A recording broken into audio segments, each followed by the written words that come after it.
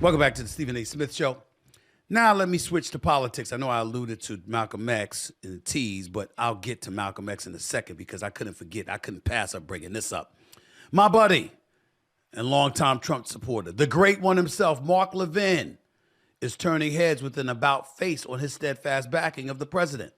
The Fox News host, speaking on his eponymous radio show, broke solidarity with Trump over his recent attacks on Ukrainian President Volodymyr Zelensky, warning Trump that, quote, MAGA doesn't support Putin. Levin said Trump's recent accusations that Zelensky is a dictator and that the Ukrainian leader is stopping free elections and has a very low approval rating are all false. Levin said in part, quote, Zelensky ordered martial law. That's what the Constitution there compelled. Zelensky hasn't called for an election. That's what the Constitution there compels. Now I'm waiting for the first free election for Vladimir Putin. I mean, this is almost comical in a sick way that Putin is demanding an election. Why is he demanding an election in Ukraine when he doesn't have free and real elections in his own country? I don't know why there are people that not only oppose Zelensky, but seem to support Putin. Levin wasn't finished. He continued. Ukraine did not invade Russia. Russia invaded Ukraine. Ukraine doesn't have the industrial might that a Russia has or a China. They didn't start this war. What were they supposed to do? Roll over and play dead? MAGA doesn't support Putin. 81% of the American people do not trust Putin because 81% of the American people are smart, end quote. As a reminder, here's what Trump said on Truth Social on Wednesday. Quote, think of it. A modestly successful comedian, Volodymyr Zelensky, talked the United States of America into spending $350 billion to go into a war that couldn't be won, that never had to start, but a war that he, without the U.S. and Trump, will never be able to settle. The United States has spent $200 billion more than Europe, and Europe's money is guaranteed, while the United States will get nothing back. Why didn't sleepy Joe Biden demand equalization? In that this war is far more important to Europe than it is to us. We have a big, beautiful ocean as separation. On top of this, Zelensky admits that half of the money we sent them is missing. He refuses to have elections, is very low in Ukrainian polls, and the only thing he was good at was playing Biden like a fiddle. The dictator without elections, Zelensky better move fast or he's not going to have a country left. I can't take it no more. Get rid of it. Just stop it, guys. I don't need to read more than this. First of all, Trump is full of it. And what we need to understand is that this looks very, very bad if people will open their freaking eyes. Because once again, in a situation involving Putin and Russia, Trump comes across more favorable towards Putin than the other party. Russia invaded Ukraine. Russia initiated the loss of hundreds of thousands of lives. Russia is considered the one with a dictator. Ukraine only wants its own sovereignty, its own sovereign land. Now they're talking about joining the EU, which they need to, and I get all of that. But we're talking about a country that's been invaded. Now, you can make a debate, you can make an argument that the United States give them too much money. Okay. You can say that Joe Biden elect to give them too much money. Okay. But to turn around and call him a dictator while speaking favorably of Putin makes no sense. And props to Mark Levin for calling it out. Let me give y'all a background because, see, people see me talking to liberals and they know that I voted for Kamala Harris and stuff like that. Sean Hannity is not my only buddy, so is Mark Levin. I've known him for 20 years. I'm on his show frequently. He calls me all the time. His nickname is the Great One. You know why I think it's appropriate? Because I've never seen an individual in my life that wanted to debate that man. Because he knows what the hell he's talking about. Constitutional law expert, for those of you who don't know. And I almost never hear him speaking against diehard Republicans. He might be going against rhinos, Republicans in name only. Yeah, he'll call them out. But he certainly never spoke against Trump.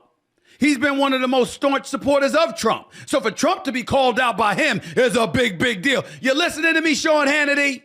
Are you listening? I mean, when you call me on as a guest on your show, it's Hannity, 9 p.m., weeknights, 9 p.m. Eastern Standard Time on Fox News, where I have visited frequently. I ain't hear you call me about this one, Sean Hannity. What's up? I don't hear you talking now that the great one has disagreed with your boy Donald Trump. See, what the Republicans are going to have to get beyond, and I'm not casting any aspersions on individuals. Let me be very, very clear. I'm friends with Hannity, Levin. I'm a fan of Megyn Kelly and the work that she does. I really, really am. I was on Dave Rubin's podcast, okay? All right? I mean, you know, I've known Chris Christie for years. There's plenty of Republicans and there's plenty of conservative policies that I don't mind. A lot I don't like either, though. But here's the deal. I bring all of that up to say right is right and wrong is wrong. And I appreciate Mark Levin being one of those Republicans that doesn't say that Donald Trump is spreading perfume when he's passing gas. I appreciate that. Because somebody got to do it. If you don't have people on the right that are not willing to say to Donald Trump, yo, man, you're going a bit too far. Yo, man, I think this is the wrong way to go. I don't think this is good for the country. I don't think this is good for the world. I think you're wrong on this one. As Mark Levin articulated very eloquently, I might add, if you don't have anybody on the right that's willing to do that, then we are in trouble. See, to me, the issue of Trump being in office is not the biggest issue. It's him being in office devoid of checks and balances. I don't mind him being in his office more than I mind the Republicans having both the House and the Senate. And he gets to operate with impunity. That's my fear.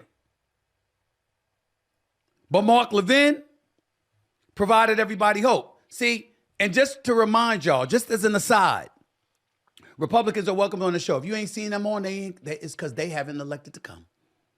Byron Donald's been on this show before. We've put out personal invitations to Marco Rubio, Ted Cruz, J.D. Vance, Donald Trump himself. Okay, Hannity's already been on this show. I don't have any problems. I'm a fair-minded individual. I'm an independent. I want both sides expressing themselves to the American people. I don't have to be an expert, Mr. James Carville, to interview somebody and to get their perspective to let the American people hear what they have to say, and then you be the judge. But I know this much. I don't need to be an expert on the war in Ukraine to recognize the fact that Russia did attack them. You could talk about the history, the role the United States played in it. You know, you could talk about that all day long. I got my notes on that stuff. We can get into that another day. In the end, Russia elected to attack Ukraine. And because Russia elected to do that, you can't get around that. You can't be talking about Russia like they're the friendly foes, that they didn't instigate this war. Mark Levin was absolutely right. I was a fan of his show to begin with. But I appreciate him even more today. Because when you take the kind of stance that he has taken against Donald Trump, it shows that you're trustworthy. I knew that before, but I know it even more now. Let's see if the rest follows. Okay? Somebody farting, passing gas, is farting and passing gas. It's not perfume. It's nice to see somebody on the right willing to call it like that. Okay? Right is right, wrong is wrong, Donald Trump. And going after Zelensky, nah. You ain't got any business doing that. You don't want to give him more money, don't give him more money.